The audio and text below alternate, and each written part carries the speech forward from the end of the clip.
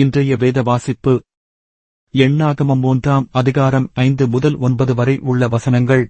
கர்த்தர் மோசேயை நோக்கி, நீ லேவிகோத்திரத்தாரை சேர்த்து அவர்கள் ஆசாரியனாகிய ஆரோனுக்கு பணிவிடை செய்யும்படி அவர்களை நிறுத்து. அவர்கள் ஆசரிப்பு கூடாரத்துக்கு முன்பாக அவனுடைய காவலையும் எல்லா சபையின் காவலையும் காத்து வாசஸ்தலத்தின் பணிவிடை வேலைகளை செய்ய கடவர்கள். அவர்கள் ஆசரிப்பு கூடாரத்தின் தட்டுமுட்டு முதலானவைகளையும் இஸ்ரவேல் புத்திரரின் காவலையும் காத்து வாசஸ்தலத்தின் பணிவிடைகளை செய்ய கடவர்கள்.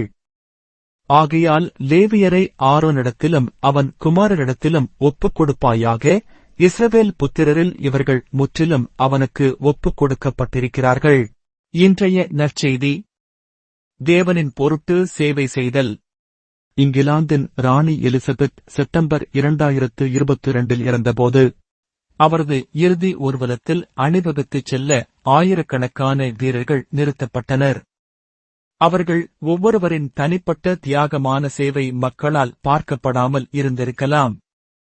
ஆனால் அவர்கள் அதை பெரிய கௌரவமாக கருதினர்.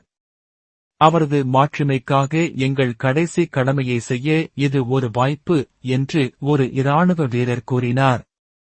அவரை பொறுத்தவரை அவர் என்ன செய்தார் என்பது அல்ல, ஆனால் அவர் அதை யாருக்காக செய்கிறார் என்பது ஒரு முக்கியமான வேலையாக மாறியது. வாசஸ்தலத்தின் அலங்கார பொருட்களை கவனித்துக் கொள்ள நியமிக்கப்பட்ட லேவியர்களும் இதே நோக்கத்தைக் கொண்டிருந்தனர். ஆசாரியர்களைப் போலல்லாமல் கெர்சோனியர்கள், கோகாத்தியர்கள் மற்றும் மெராரியர்களுக்கு சாதாரணமான வேலைகள் ஒதுக்கப்பட்டன. பெட்டி, மேஜை, குத்துவிளக்கு, பீடங்கள், ஆராதனைக்கேற்ற பரிசுத்த ஸ்தலத்தின் பணிமுட்டுகள், தொங்குதிரை அதனுடைய எல்லா வேலைகளுக்கும் நியமிக்கப்பட்டனர். அவர்கள் இந்த ஆசரிப்பு கூடார வேலைக்காக தேவனால் நியமிக்கப்பட்டனர்.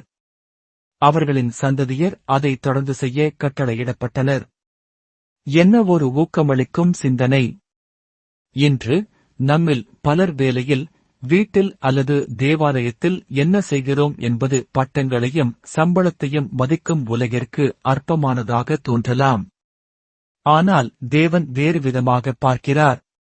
நாம் அவர் பொருட்டு ஊழியம் செய்து அவருடைய நாம மகிமைக்காக பிரயாசப்படுவோமாகில் நம்முடைய பணியானது முக்கியமான ஒன்றாய் மாறுகிறது என்பதில் ஐயமில்லை.